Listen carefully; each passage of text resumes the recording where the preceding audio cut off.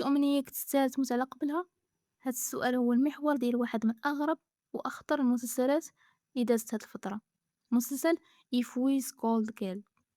كيدينا العالم كيبان فيه أن قاع أحلامك ممكن تولي حقيقة بلمسة زر، ولكن الثمن هو حياتك.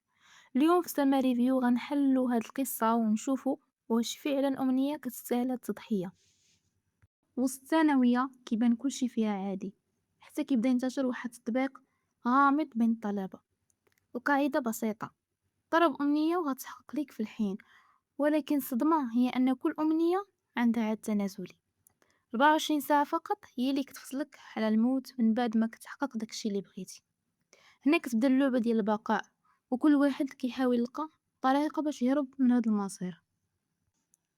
المسلسل لعب بزاف على النفسية ديال المراهقين، التنمر، الرغبة في النجاح والحب، وكيفاش هاد المشاعر كتقلب ضدها. كل حلقة كتخليك تسول شكون اللي مورا هاد التطبيق وعلاش هاد الطلبة بالضبط. الوتيرة سريعة، أحداث ما كتبردش، والتوتر كيبقى طالع حيت الوقت 24 ساعة فقط كيزير الأبطال والمشاهدين. بالنسبة ليا هاد المسلسل كيعكس الهوس ديالنا بالتكنولوجيا، أننا بغينا نحققو كلشي بالزربة. اللي عجبني بزاف هو كيفاش المخرج صور لينا القسم كأنه سجن، والتليفون كأنه سلاح. الرأي ديالي أن المسلسل كينجح بامتياز أنه يخليك تفكر 1000 مرة قبل ما تمنى شي حاجة، والنهاية خلات بزاف ديال التساؤلات اللي غنتناقشوا فيها في التعليقات. دابا إلا تحطيتي بلاصة الطلبة، واش تغامروا تطلب أمنيتك الوحيدة؟ كتبوا لي في التعليقات واش غتفروا فيه ولا لا.